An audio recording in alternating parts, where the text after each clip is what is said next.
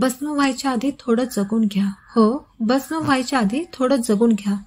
आपण रोज धावत आहोत. शाळा, कॉलेज, नोकरी, व्यवसाय, जबाबदाऱ्या, ध्येय, स्पर्धा या सगळ्यात आपण जगणं विसरत चाललो आहे. आपलं आयुष्य म्हणजे एका वाळूच्या घड्याळासारखं आहे. वाळूचे कण वरून खाली पडतायत आणि एक दिवस ती वाळू संपणारच. प्रश्न एवढाच आहे की ती वाळू संपेपर्यंत आपण खरंच जगतोय का? आपण सगळे जन्माला आलोय, ते एका अनिश्चित एक्सपायरी डेटसह. मग प्रश्न आहे, जेव्हा शेवटी आपल्याला भस्म व्हायचंच आहे, राख व्हायचंच आहे, तर आधी खरंच जगायचं की नाही? डोळे उघडले की मोबाईलमधील मेल्स, कामावरचं ताण, घरी आलो की पुन्हा चिंता. आपलं जगणं टू डू लिस्टमध्ये अडकलं आहे. आज ऑफिसमध्ये मीटिंग आहे, टार्गेट पूर्ण करायचं आहे, बिल भरायचे आहेत, मुलांची शाळेची फी भरायची आहे, घर भाडं भरायचं आहे. आपण धावतच राहतो, पण कुठे पोहोचलो? माणूस नोकरीमध्ये इतका बुडाला की त्याच्या मुलांचा पहिला बोबडा शब्द ऐकायला तो घरी नसतो. शाळेतला पहिला दिवस त्याने पाहिलेला नाही आणि वडीलधाऱ्यासोबत जेवण करायला त्याला वेळ नाही. एके दिवशी अचानक हार्ट अटॅक येतो आणि माणूस होताचा नव्हतो.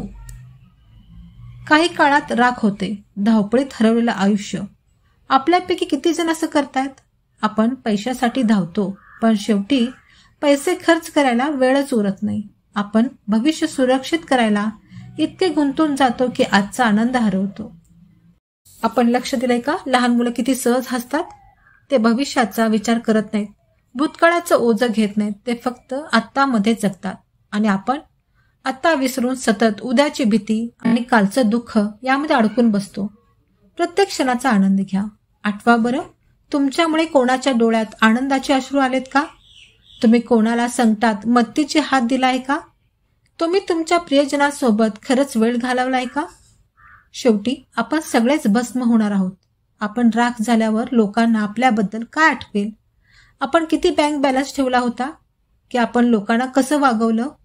कठीण काळात कोणाचा हात धरला, कोणाची मदत केली, कोणाचे अश्रू पुसले, कोणाला हसवलं?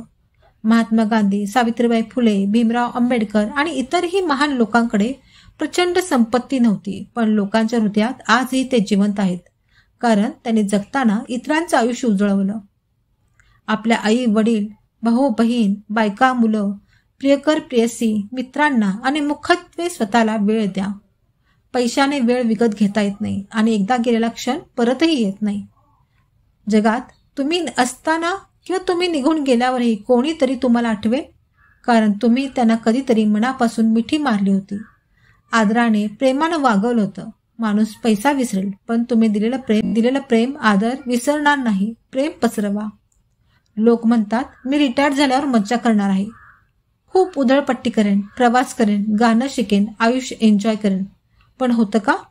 60 नंतर डॉक्टर सांगतात, मीठ कमी करा, साखर कमी करा, चढ उतार टाळा. म्हणजे दात होते तेव्हा चणे नव्हते आणि आता चणे आहेत तर दाताने निरोप घेतला. म्हणून फक्त विचार करत बसू नका. काहीतरी करा. गाणं शिकायचं असेल तर शिका, प्रवास करायचा असेल तर करा, स्वप्न जगा. शरीर तरुण असताना प्रवास करा, नवं शिका. सुरक्षित खेळत बसू नका. आपल्या हृदयाच्या, आपल्या शरीराचं ही ऐका. प्रत्येक दिवसाला भेट म्हणून समजा. आज मिळाला श्वास उद्या असेलच असं नाही. मग का उद्याच्या चिंता करून आजचा आनंद वाया घालवायचा? आपण राख व्हायचं आहे, भस्म व्हायचं आहे, पण त्याआधी जगा. एखाद्याला मनापासून हसवा, एखाद्याला मदतीचा हात द्या, स्वतःसाठी थोडं जगा, स्वप्न जगा, मनमुराद हसा, खेळा, बागडा. कारण जेव्हा शेवटी राख होणार आहोत तेव्हा महत्वाचं फक्त इतकंच असेल, आपण खरंच जगलो का? म्हणून पुन्हा एकदा सांगतो, भस्म व्हायच्या आधी थोडं जगून घ्या. धन्यवाद.